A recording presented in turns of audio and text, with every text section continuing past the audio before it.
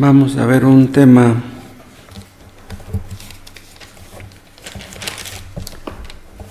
que se encuentra en Hebreos 11.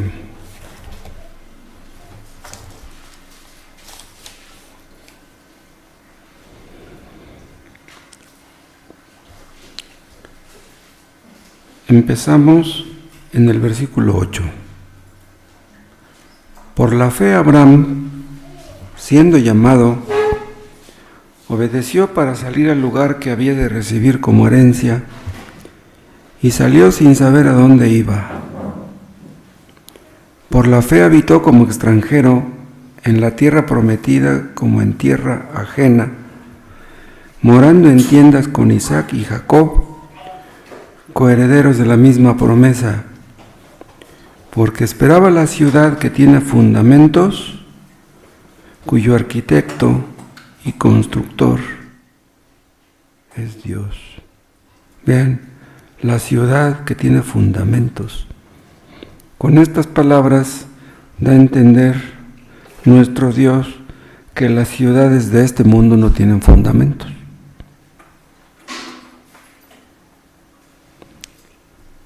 Y Abraham esperaba una ciudad que sí los tiene, una ciudad que tiene fundamentos, cuyo arquitecto y constructor es Dios. Es en tu nombre que estamos aquí, Padre. Oh Dios, ayúdanos, que a través del estudio de tu palabra podamos crecer, no solamente en entendimiento, sino en amor hacia ti y en gratitud por lo que Cristo hizo en la cruz. Danos un corazón dispuesto, Dios, a hacer tu voluntad en cada área de nuestras vidas. Danos un corazón íntegro, que te ame, que te tema, que te obedezca, que te honre, que vivamos para glorificarte. A través de tu palabra es esto. En el nombre de Cristo te lo pedimos. Amén. Abraham salió de Ur, una ciudad sin fundamentos, para ir a una ciudad que sí los tenía. Esta palabra ciudad se menciona por primera vez en la Biblia en Génesis capítulo 4. Se acordarán ustedes que la primera mención,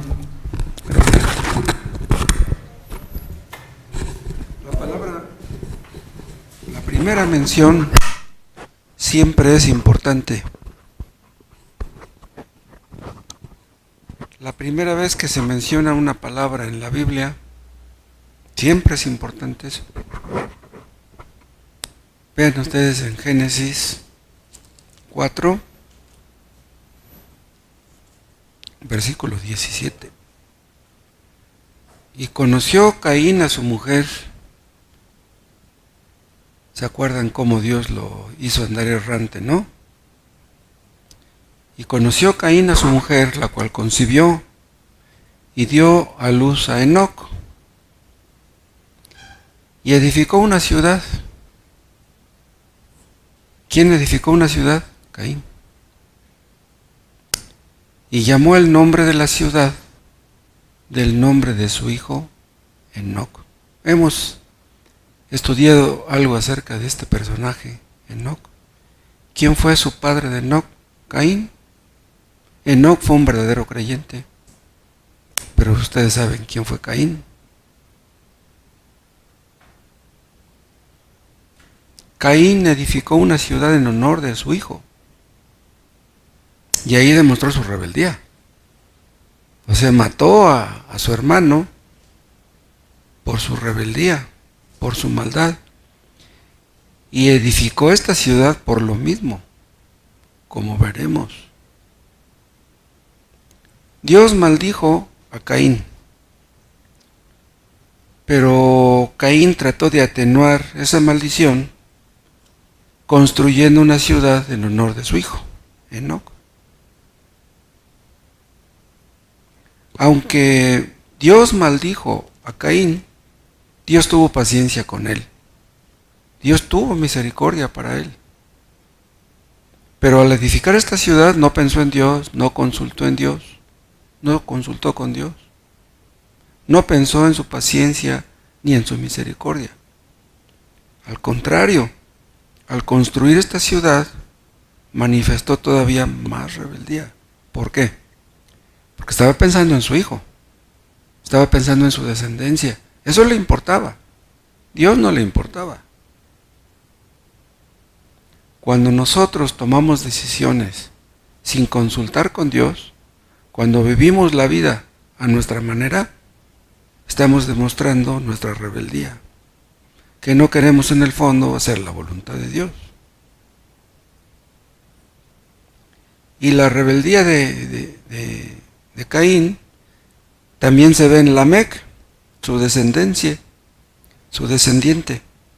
Él fue el primero en practicar la poligamia. Vean aquí mismo en el capítulo 4, vean el 18. Y a Enoc le nació Irad, e Irad engendró a Mehujael, y Mehujael engendró a Metusael, y Metusael engendró a Lamec. Y Lamec tomó para sí 2 mujeres. El nombre de la una fue Ada, y el nombre de la otra Sila.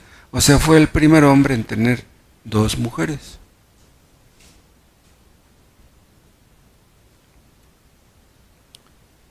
Vean ustedes en Génesis, en el capítulo 11, cómo la rebeldía de aquellos hombres se fue manifestando en sus hijos y cómo Dios terminó dispersándolos. En Génesis 11,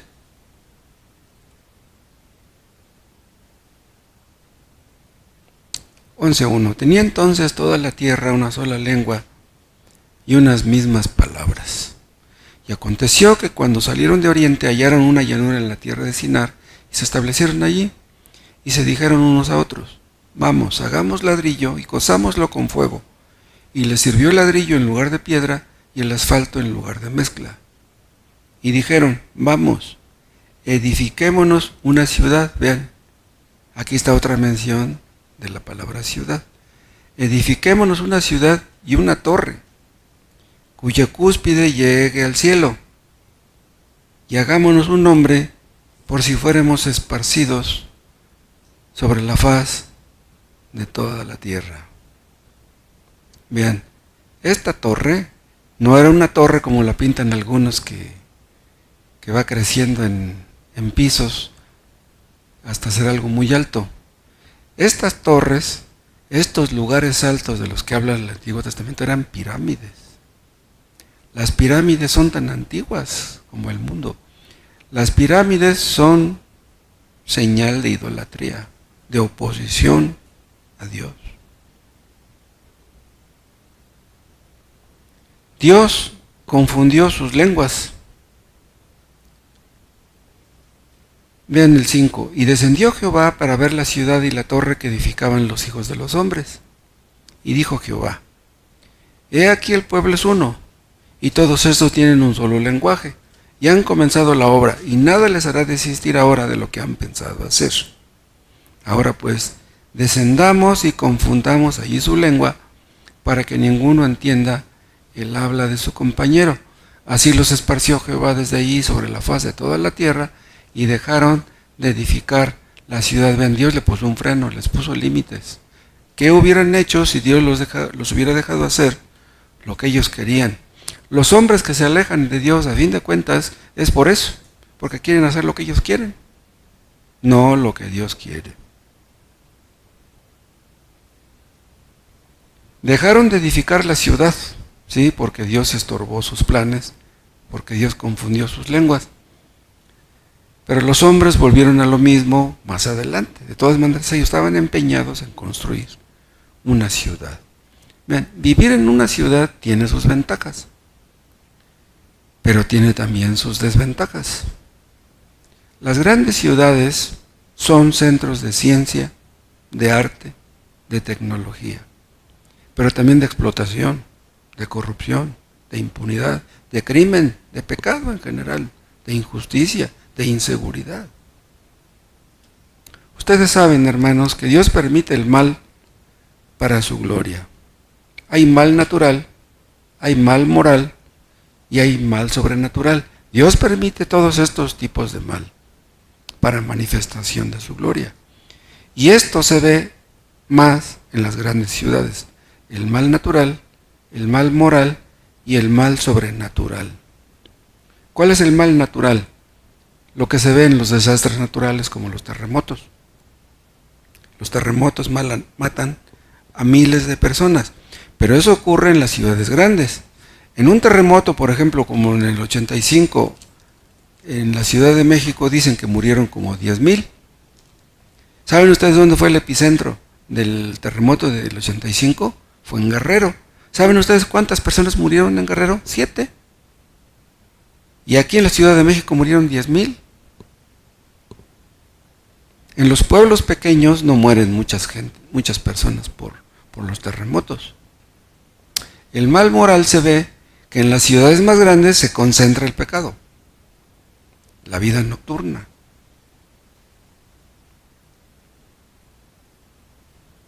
En los periódicos, en el internet, te dicen dónde puedes encontrar el pecado que tú buscas. Acapulco es una de las ciudades más grandes del estado de Guerrero. ¿Saben a qué van muchas personas a Acapulco? A buscar sexo, a buscar placer, a buscar droga. A eso van.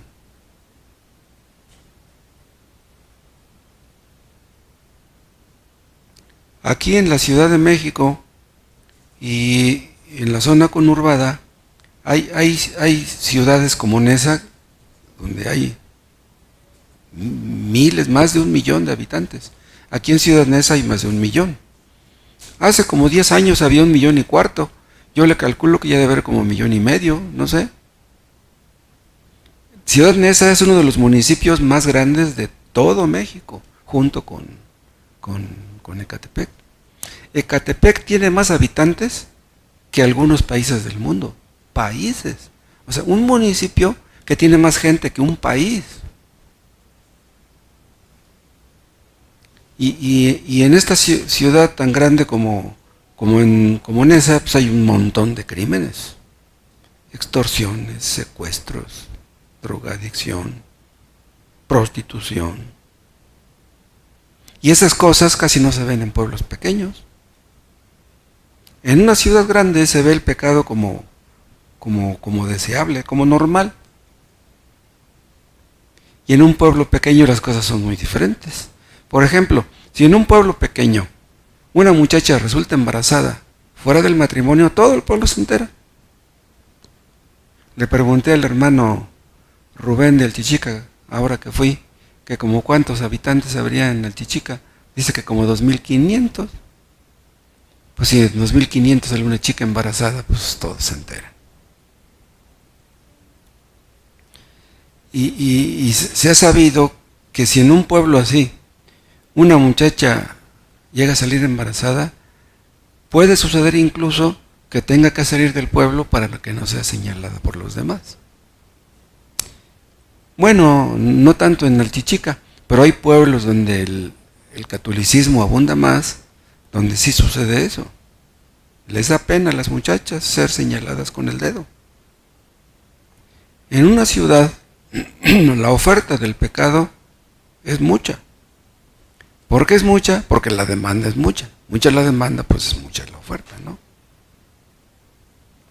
Y el mal sobrenatural se ve también más en las ciudades grandes. En las ciudades grandes proliferan las sectas, las religiones falsas, la Santa Muerte. En los pueblos chicos casi ni saben de la Santa Muerte.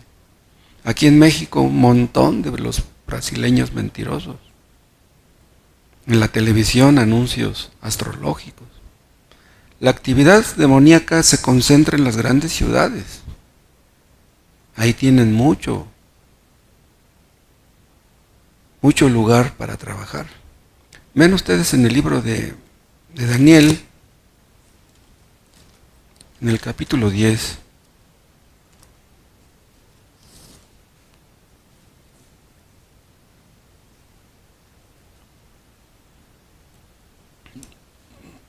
Daniel 10:12. Entonces me dijo, Daniel, no temas, porque desde el primer día que dispusiste tu corazón a entender y a humillarte en la presencia de tu Dios, fueron oídas tus palabras y a causa de tus palabras yo he venido. Está hablando el arcángel. Mas el príncipe del reino de Persia se me opuso durante 21 días, pero aquí Miguel, uno de los principales príncipes, vino para ayudarme y quedé allí con los reyes de Persia. Vean, dice el 13, mas el príncipe del reino de Persia. ¿Saben quién es este? Un demonio. Aquí se le llama príncipe. Y Pablo habla en Efesios, se acuerda de principados y de potestades. Pues ese es uno de ellos. O sea que una ciudad grande tiene un jefe de demonios, que tiene muchos demonios a su servicio y que buscan la destrucción de ese pueblo, de esa ciudad, perdón.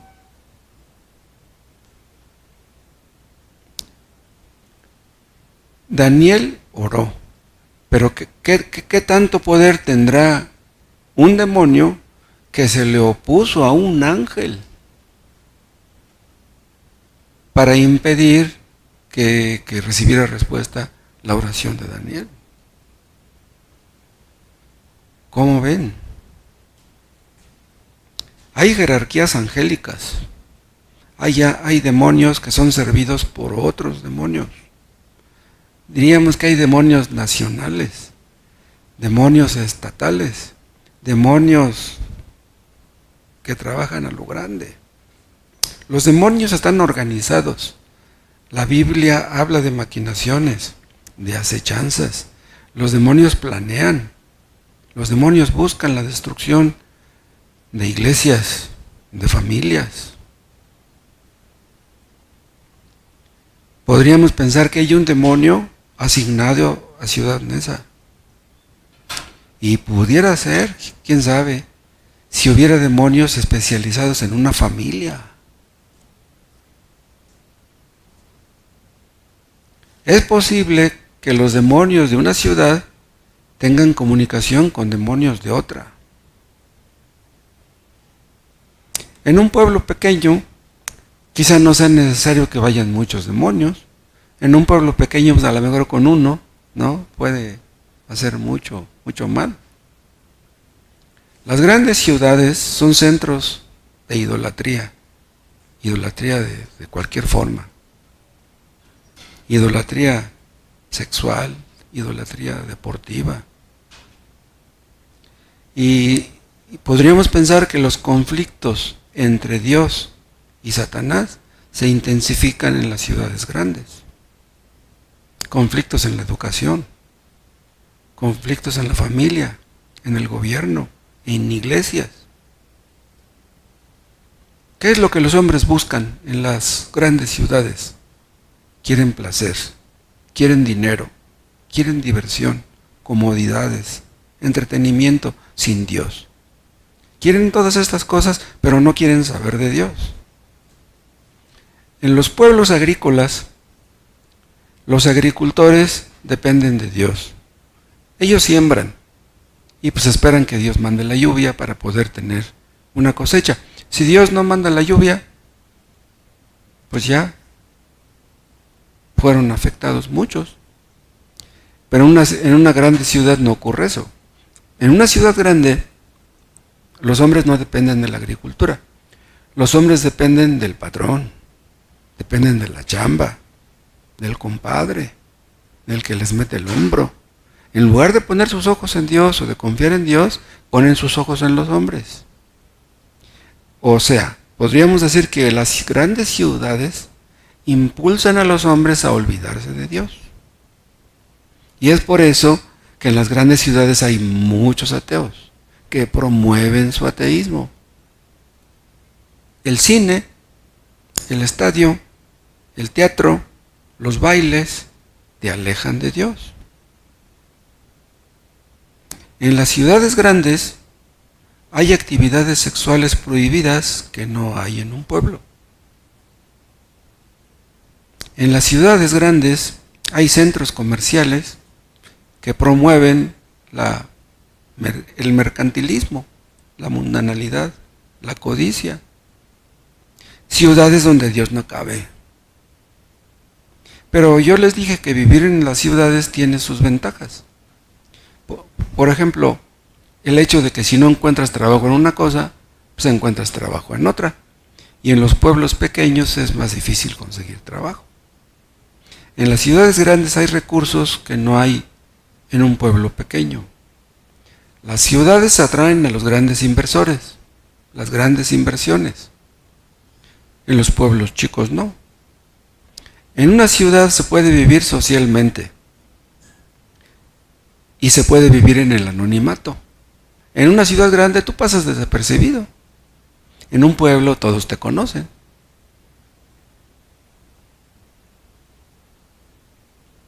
En una ciudad hay palancas, hay contactos, hay oportunidades.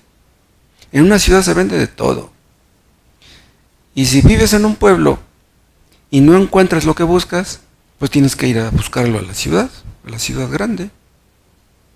Hay mucha gente de pueblo que viene a México a los hospitales, porque en sus pueblos no hay hospitales buenos.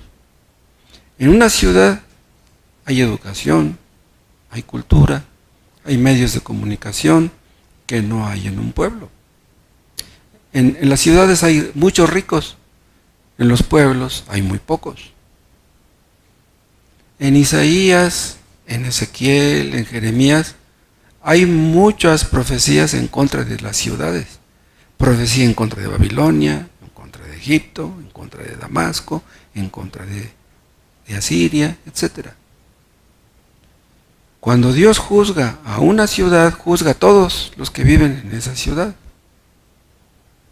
En las ciudades grandes abunda el relativismo, abunda el ateísmo, abunda la explotación, abunda la injusticia. En una ciudad hay muchas universidades y eso fomenta la idolatría intelectual. Los jóvenes ya no quieren saber nada de Dios. Piensan que la religión es para los tontos. Como ellos ya van a terminar su carrera, creen ser muy listos. Y en las ciudades grandes abunda también la idolatría religiosa, porque abundan las sectas y las religiones falsas. Veamos el significado espiritual de una ciudad. Dice el autor de Hebreos que Abraham esperaba la ciudad que tiene fundamentos. Las ciudades de los hombres no tienen fundamentos. Ahí ya se da una idea de cuál es el significado espiritual de esta ciudad de Dios. En las ciudades antiguas dedicaron mucho espacio a la adoración de sus dioses. Ustedes saben que en la Ciudad de México, ustedes han entrado en el Metro Pinos Bares, ¿no? Y ahí hay un lugar donde sacrificaban. O sea, ahí los aztecas hacían sus sacrificios. Teotihuacán era la ciudad de los dioses. Los aztecas creían que los dioses venían a la tierra en ciertas épocas específicas, y otros creían que ahí moraban esos dioses. Ritos y ceremonias, sacrificios a sus dioses. Y no solamente en México, también en Centroamérica y en parte de Sudamérica. En Europa se ve mucho, en África, sobre todo en el norte de África, en Asia también. Jerusalén era un símbolo de la ciudad espiritual, ahora es la iglesia. O sea, antes Jerusalén era la ciudad santa, y ahora podríamos decir que la iglesia es como una ciudad santa. Vean el Salmo 48.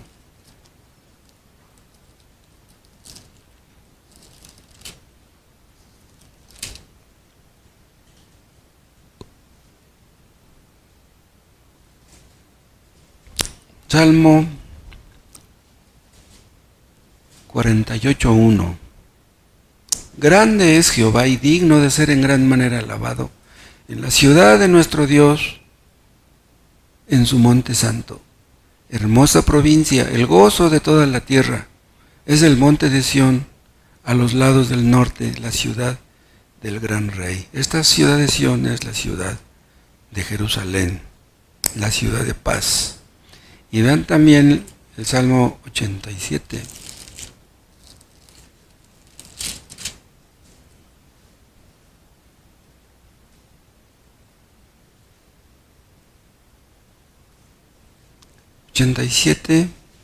Dos. Ama a Jehová las puertas de Sión, más que todas las moradas de Jacob. Cosas gloriosas se han dicho de ti, ciudad de Dios. Los judíos se enorgullecían de su santa ciudad, y esa ciudad simbolizaba a la ciudad cuyo fundador es Dios. Vean Apocalipsis 21.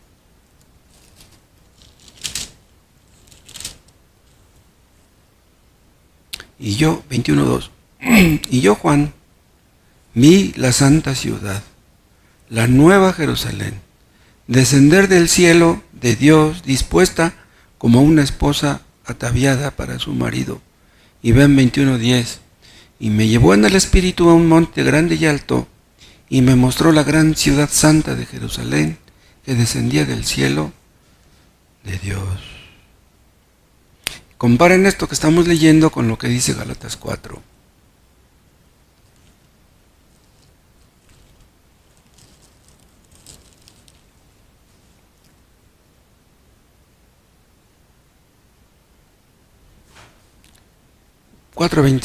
Más la Jerusalén de arriba, vean la Jerusalén celestial, la cual es madre de todos nosotros, es libre. Como ven, es la Jerusalén de arriba, no la de abajo. Esta es la ciudad de Dios en oposición con la ciudad del hombre. Este es el conflicto entre dos reinos, el reino espiritual y el reino natural, el reino carnal. El reino de la luz en contra del reino de las tinieblas. Caín fundó una ciudad, pero lo hizo en oposición a Dios. ¿Saben ustedes que en las grandes ciudades, en las capitales del mundo, hay una lucha por promover el mal? Los gobernantes, los gobernadores, los presidentes se oponen a la verdad, hacen todo lo posible por suprimirla. El mal en contra del bien. Y si el pecado llega a controlar una capital, si llega a dominar a una capital, ese pecado se va a expandir por todo el país. En los pueblos, en las ciudades más pequeñas, llega la influencia de lo que se hace aquí, en la capital. Así como los grandes países como Estados Unidos, esa cultura pues ha influenciado a muchos países del mundo, yo diré que casi a todos, con su forma de vestir, con sus modas, con su música, con su pecado. El apóstol Pablo, cuando iba a predicar, le gustaba ir a las grandes ciudades. Ahí hay más tela de dónde cortar, hay más gente que te escuche, hay más gente que puede llegar a ser salva. ¿Qué es lo que hace la ciudad del hombre? Glorificar al hombre. ¿Qué es lo que hace la ciudad de Dios? Glorificar a Dios. La iglesia de eso es lo que quiere. Esa es la función de la iglesia. Glorificar a Dios. Para eso estamos aquí. No para glorificar a los hombres. No para glorificarnos a nosotros mismos. La iglesia de Cristo es el modelo de una ciudad que se caracteriza por la paz y la justicia. Fuera de la iglesia de Cristo no existe eso. Ni la paz, ni la justicia. No hay paz para los malos. Entre ellos puras injusticias. Los creyentes, dice Filipenses 3:20, somos ciudadanos del reino. Ciudadanos del cielo, perdón. Pero estamos viviendo en la ciudad del hombre. Somos extranjeros aquí. En casi todas las grandes ciudades hay cristianos, hay creyentes.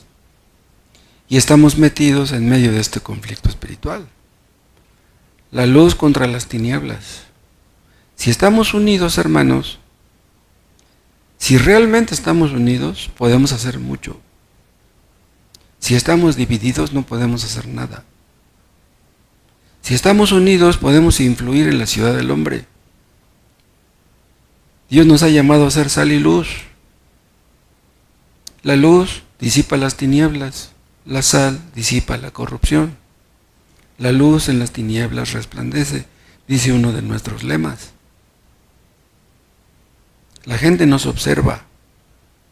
La gente nada más nos está checando a ver si de veras seremos cristianos. No quieren creer eso. Los que nos conocen, se les hace mucho más fácil creer que somos hipócritas. Estén atentos al menor error que cometamos. ¿Saben ustedes que el Imperio Romano fue influenciado por los cristianos? Los emperadores se dieron cuenta que los cristianos no eran conflictivos. Por eso supuestamente se convirtió el emperador Constantino. Porque vio que los cristianos no eran conflictivos. Y no sé si sepan ustedes que la ciudad de Dios, las iglesias verdaderas en Europa, fundaron universidades, hospitales. La Cruz Roja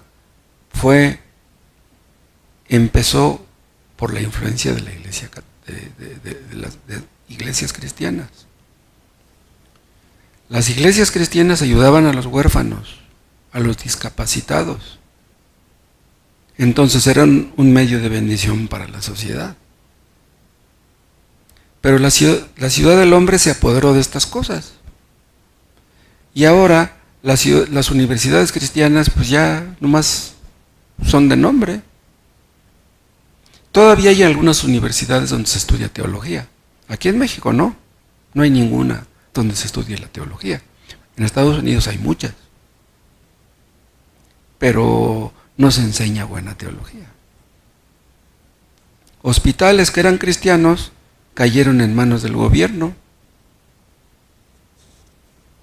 No cabe duda, hermanos, que nuestro testimonio es muy importante. No se trata de que impongamos nuestro criterio a otros, no se trata de que busquemos el control político. Nuestras armas, acuérdense, son espirituales, no con espada ni con ejército, sino con el Espíritu de Dios.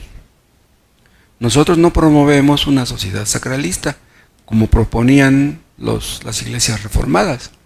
Todas las iglesias reformadas que surgieron en la Reforma pugnaban por una sociedad sacralista. ¿Y cómo influimos en la sociedad? Siendo cristianos simplemente. Si los que nos conocen ven que realmente somos cristianos, con eso ya estamos influyendo. Que Dios nos libre de hipocresía. Que los que nos rodean vean que somos diferentes a ellos. Porque existe el riesgo, existe el peligro de que apenas si se note la diferencia entre ellos y nosotros. Vean Apocalipsis 18. Ahí en ese capítulo habla Juan de la destrucción de la ciudad del hombre. Esa ciudad que el hombre se empeña en construir, una ciudad alejada de Dios, una ciudad que no quiere saber de Dios.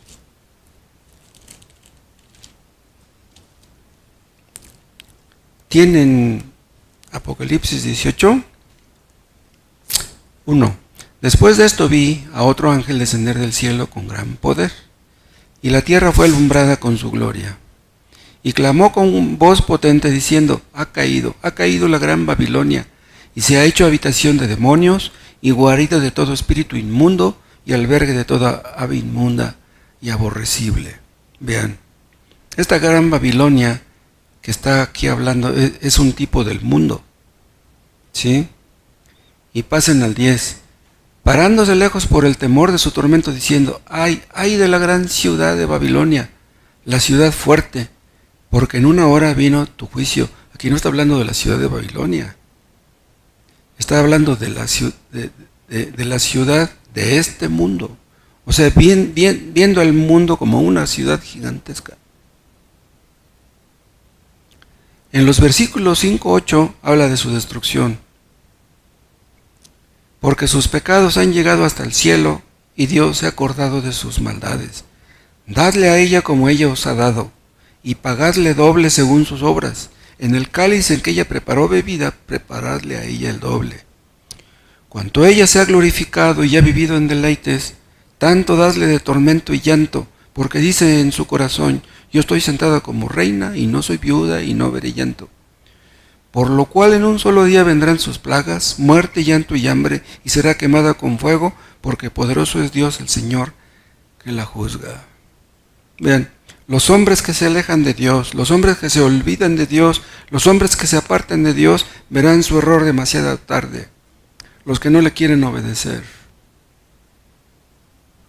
La ciudad que amaban, el mundo que amaban, será destruido. Pero será demasiado tarde y ya no podrán hacer nada. Cuando este mundo sea destruido, dice un salmo, nuestros ojos lo verán. Millones de personas morirán. Sus ojos no darán crédito a lo que vean.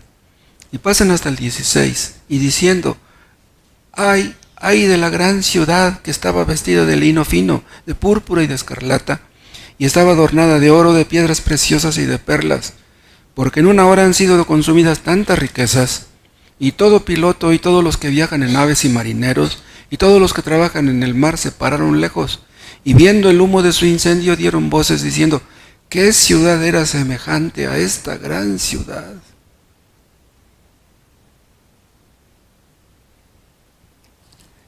¿Y cómo será destruida? Bueno, habrá muchos factores. Uno de ellos está en el versículo 16. No, miento. En el 21, pasen hasta el 21. Y un ángel poderoso tomó una piedra, como una gran piedra de molino, y la arrojó en el mar, diciendo, con el mismo ímpetu será derribada Babilonia, la gran ciudad, y nunca más será hallada. Dicen algunos comentaristas que esta gran piedra, que dice aquí el 21, es un meteorito que se va a estrellar contra la Tierra. Un gran meteorito. Ustedes saben cuánta destrucción causó un meteorito que cayó en Yucatán, que dicen que es lo que ocasionó que hubiera tantos cenotes por ese rumbo y que murieran los grandes dinosaurios. Que eso que ocurrió en Yucatán hizo que murieran los grandes dinosaurios.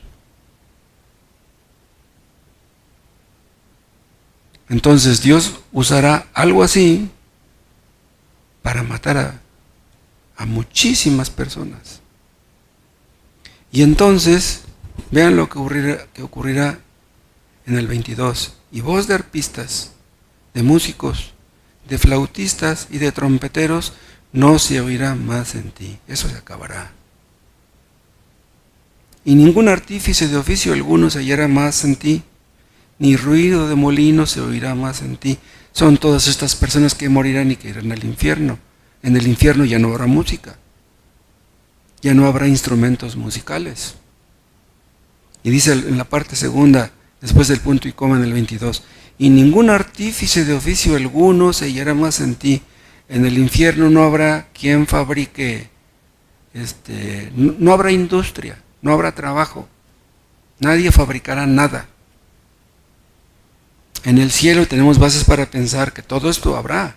En el cielo habrá música, habrá trabajo, habrá gente que fabrique cosas, que haga cosas, habrá producción. En el infierno no habrá nada de eso.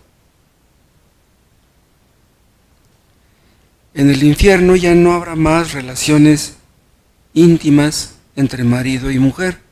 Vean lo que dice en el versículo 23. Luz de lámpara no alumbrará más en ti. Vean cómo dice aquí. Ni voz de esposo y de esposa se oirá más en ti. Se acabarán las relaciones íntimas. Se acabarán todas las hechicerías, dice al final del 23.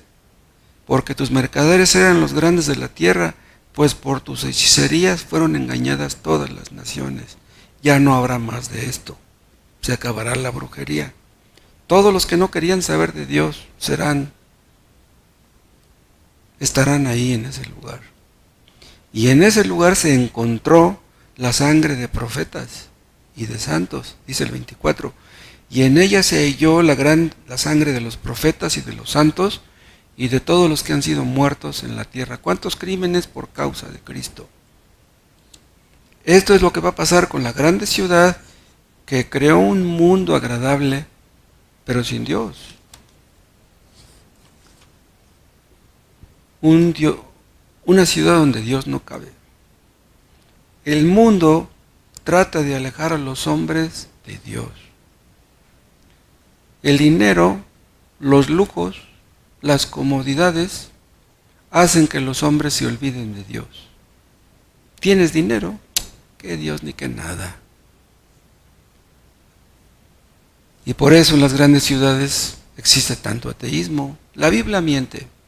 Dios no existe. Todos los cristianos son unos hipócritas. Y hay un texto que dice que todos los que se alejan de Dios serán trasladados al infierno. Estarán lejos de Dios. ¿Por qué estarán lejos de Dios? Porque eso es lo que ellos quisieron.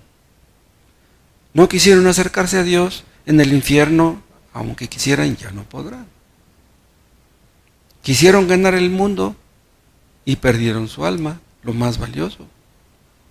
¿Qué van a decir entonces los millonarios que tuvieron millones pero que no tuvieron a Dios? Que pensaban que este mundo lo era todo. Van a ver con espanto su gran error. ¿Y saben ustedes quiénes serán más los que van a sufrir más en el infierno? Los que más placeres y dinero tuvieron en este mundo. Si un hombre es pobre y sufre mucho aquí y no cree en Cristo, va a ir al infierno, va a ir a sufrir, pero pues ya sufrió aquí. Pero un hombre que lo tuvo todo, que estuvo acostumbrado a disfrutar de todo, a tenerlo todo, en el infierno no va a tener nada de eso. Los grandes cantantes, los grandes artistas, los grandes millonarios, que tenían todo lo que querían, querrán tener cosas en el infierno, no podrán tener nada. En el infierno no habrá ningún placer, ningún deleite, de ningún tipo. Ni un placer para el oído, ni para el gusto, ni para el tacto, ni para el olfato. Los cantantes en el infierno no querrán cantar. En el infierno nadie podrá huir de la realidad. Hay personas aquí que huyen de la realidad, suben el volumen del sonido de la música, se ponen a cantar, se olvidan de su miseria, de sus problemas. Pero allá en el infierno no habrá estéreo, no habrá música, no habrá orquestas, no habrá conciertos.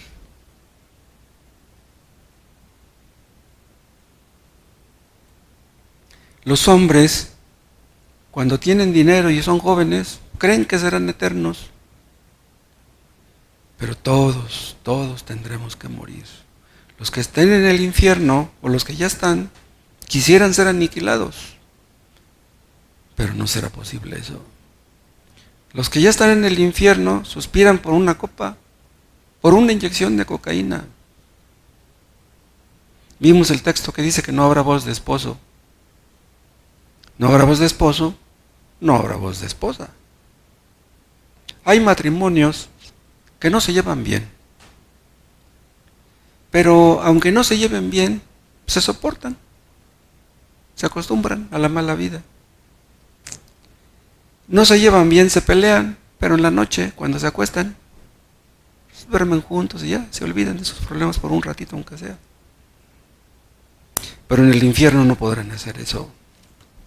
Vean Apocalipsis 18. Está hablando de la destrucción de la gran ciudad y vean lo que dice el 4. Y oí otra voz del cielo que decía: salid de ella, pueblo mío, para que no seáis partícipes de sus pecados ni recibáis parte de sus plagas. ¿Qué quiere decir eso? Salgan del mundo. Dices que eres cristiano, sal del mundo. Huye del peligro. El mundo ejerce una poderosa influencia sobre los hombres. Los creyentes tenemos que salir de eso. No debemos dejarnos engañar, porque los que aman el mundo aborrecen a Dios. No puedes amar al mundo y a Dios al mismo tiempo. ¿De parte de quién estás? Si eres creyente, tienes que amar a Cristo más que a cualquier otra cosa. Hermanos, los cristianos somos distintos, debemos de ser distintos. Distintos a los que nos rodean, que no son cristianos. Hubo cristianos primitivos que eran esclavos, pero sus amos veían que los esclavos no eran conflictivos. Los esclavos no se peleaban entre sí, no se quejaban de nada. Aquellos esclavos resplandecían como luminares. Los amos querían esclavos cristianos. ¿Cómo ven? Pero hay muchos que dicen ser cristianos, pero que son conflictivos. Egoístas, peleoneros, se pelean por esto, por lo otro, andan tras del dinero, peleándose por el dinero. Dan mal testimonio. Que la gente vea que no somos así. Porque si estamos orando por nuestros parientes y ven o piensan que somos hipócritas, ¿cómo esperaremos que se conviertan? Tal vez estemos orando por algún pariente y los estemos empujando al infierno. En lugar de que sean salvos, va a ser lo contrario. Los israelitas fueron puestos por Dios para ser sal y luz. No lo fueron. En lugar de hacer eso, mataron a Cristo. Pero la iglesia de Cristo no fracasará. Somos llamados a ser luz en medio de las tinieblas. Nuestra luz es débil. Nuestra luz es muy pequeñita. Pidamos a Dios que avive su obra, como yo decía el domingo, la última vez que prediqué.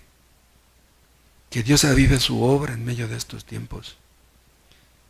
Hay muchísimos que terminarán en el infierno en esta ciudad. Y Dios nos ha llamado a hacer luz y sal. Que nuestra poca luz no se apague. Oh Dios, aviva tu obra en medio de estos tiempos. Oh Dios, que tu poder se manifieste en este tiempo. Que los hombres vean que tú eres todopoderoso. Tú abriste el mar rojo. Tú abriste el río Jordán. Tú calmaste la tempestad. Tú todo lo puedes. Oh Dios, haznos ser lo que tenemos que ser para glorificar tu nombre. Perdónanos, Padre, porque hemos sido negligentes, cobardes. Nos hemos conformado con lo mínimo.